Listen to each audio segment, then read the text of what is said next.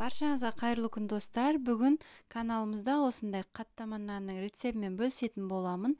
Өте дәмді шығады. Сырты қытырлақ, іші толығымен піскен, қатпарлы қамырдан жасалған сияқты өте дәмді болып шығады және аз уақытта тез дайын болады. Осы рецептпен жасап көруге кеңес беремін. Және менің каналыма тіркелмеген болсаңыз, тіркеле кетіңіз. Келесі видеоларды жіберіп алмау үшін қоңыраушаланы баса кетіңіз. Бізге керегі қаттаманы жасау үшін бөлме температурасындағы су, оған дәміне қарай тұз салып және бір жұмыртқаны салып шанышқымен араластырып алатын боламыз. Тұзымыз толығымен еруі керек. Енді осының үстіне ұнымыздың жартысын салып шанышқымен бірінші мен осылай қою болғанша араластырып алатын боламын.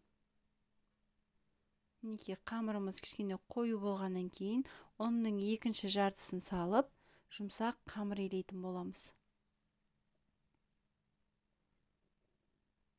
Осыған кеткен ингредиенттердің граммдарын видеоның астында описанияда қалдыратын боламын. Описанияға өту үшін осы видеоның тақырыбын бассаңыздар ашылатын болады. Мінекей қамырымызды толықтай илеп алдым. Енді осы қамырды 5-10 минут тындырып қоятын боламыз, бетін жауып. Мінекей 10 минут тынып тұрды. Осы тынған қамырымызды екіге теңдей етіп бөліп, тағы да күлшелеп 5 минутқа тындырып қоятын боламыз. Жақсы тынған қамырымыз жайған кезде бір тегіс болып жайылатын болады. Бетін жауып, тағы да 5-10 минутқа тындырып қоятын боламыз.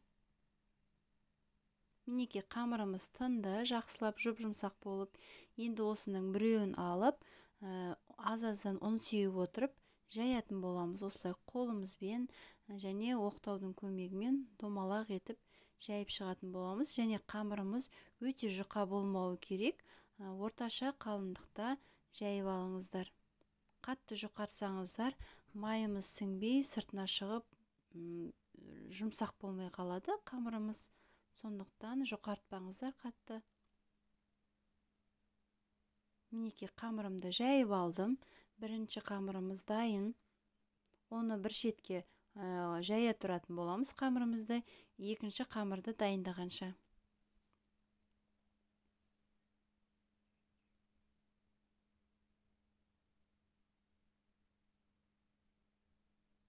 Мінекей екінші қамырды жайып бастадым. Дәл бірінші видеодағыдай қамырымызды жайып алатын боламыз. Екі қамырды да жайып алдым теңдей етіп. Енді осыған ерітіп алған сары майымызды жағып шығатын боламыз. Толықтай жақсылап қамырға сіңу үшін осылай ерітіп жағып шығыңыздар.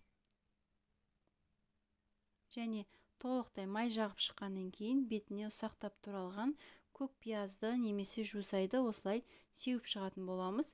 Және екінші қамырды осының үстіне жайып шығатын боламыз. Дәл видеоғыдай етіп жасаңыздар. Екінші қамырымыздың үстіне майымыздың жарты бөлігін жағып шығатын боламыз.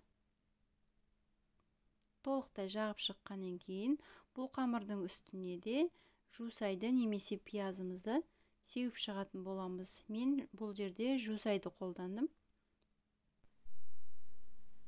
Мінекей екінші қамырымыздың үстіне толықтай тағы да жусайымызды сеуіп шығатын боламыз.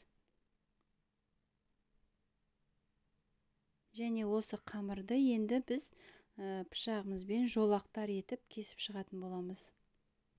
Ұзын-ұзын жолақшалар шығады.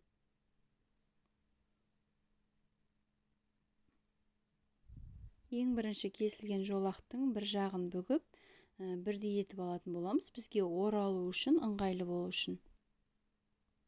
Және бұл жерде сіз табаңыздың үлкендігіне қарай жолақшаларды рулет етіп орап шығыңыз.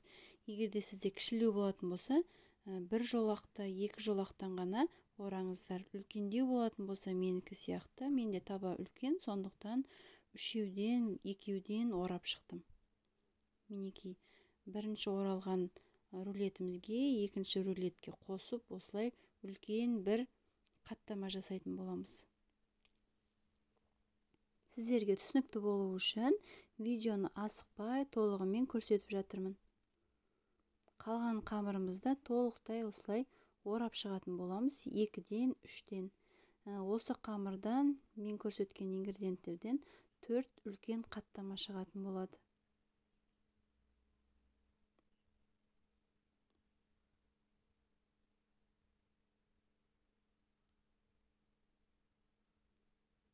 Мінекей қамырларымызды орайтын кезде кішкене қамырларымызды созып отырып орауымыз керек.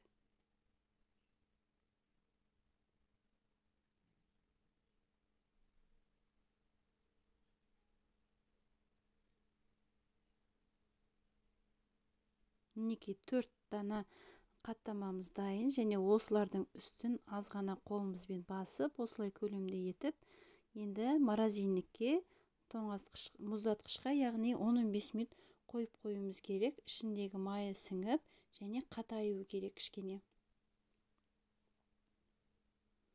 10-15 минут өткеннен кейін, майымыз қатайғаннан кейін, осылай жіңішкелеп, өте қатты жұқартпай қамырымызды жаятын боламыз қаттаманың нанын. Және табамызды қыздырып, осының үстіне кішкене азғантай ғана сұйық май құйып, осы қаттамаларымызды екі жағын аударып отырып қызартып пісіріп алатын боламыз. Және оттың астын бұл жерде табамыз қызғаннан кейін басып қоюымыз керек. Орташа отта пісіретін боламыз. Және күйіп кетпеу үшін кішкене қарап қойыңыздар. Мінекей асты қызарғаннан кейін екінші бетін аударып, екінші жағын қызартып пісіріп алатын боламыз. Іші піспейді деп қорықпаңыздар, толықтай пісіп шығатын болады.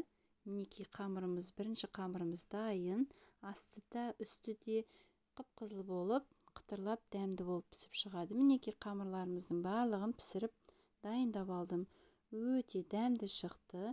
Мінекей бөліп сіздерге. Мінекей іші толығымен піскен, өте дәмді шығады. Құрметті көрермен, менің каналыма тіркелуді ұмытпаңыздар, және де осы видеоға лайк басып, өздеріңіздің достарыңызбен, туысқандарыңызбен видеоны поделиться батырмасы арқылы бөлісе кетіңіздер. Сіздермен болған Жұлдыз, сау болыңыздар.